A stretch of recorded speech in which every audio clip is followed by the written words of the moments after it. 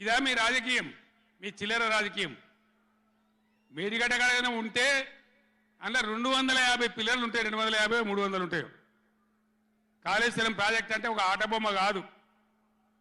3 బ్యారేజీలు ఉంటాయి గోదావరి మీద, 200 కిలోమీటర్ల టన్నెల్స్ ఉంటాయి, 1500 కిలోమీటర్ల కాలువ ఉంటుంది, ఒక 19 సబ్స్టేషన్లు ఉంటాయి, ఒక 20 రిజర్వాయర్లు ఉంటాయి.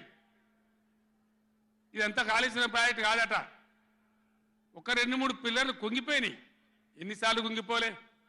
నాగార్జున సార్లు కుంగిపోలేదా? కడెం ప్రాజెక్టు గేట్లు కొట్టుకపోలేదా? మొన్నటిదాకా మూసీ ప్రాజెక్టు గేట్లు చక్కగా ఉండేదా? కొట్టుకపోలేదా? ఏదైనా పోతే సదరాలు దాన్ని మంచిగా చేయాలి, తొందరగా మంచిగా చేసి రైతులకు నీళ్ళు ఇవ్వాలి. కానీ మేము మేడిగడ్డకు పోతాం, బొందలగడ్డకు పోతాం, ఇదా రాజకీయమా? ఇది తెలివి అనిపించుకుంటుందా? ఇవి కాదు కావాల్సింది, రాష్ట్రానికి ప్రజలకు కావాల్సింది. ఒక లోడొచ్చు, వాళ్ళు గెలవచ్చు, ఎవరికి శాశ్వతం కాదు.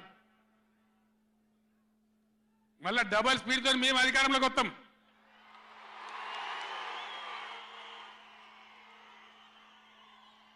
అప్పుడు మేం గిట్లే మాట్లాడన్నా, ఈ పద్ధతి అనుసరించానా?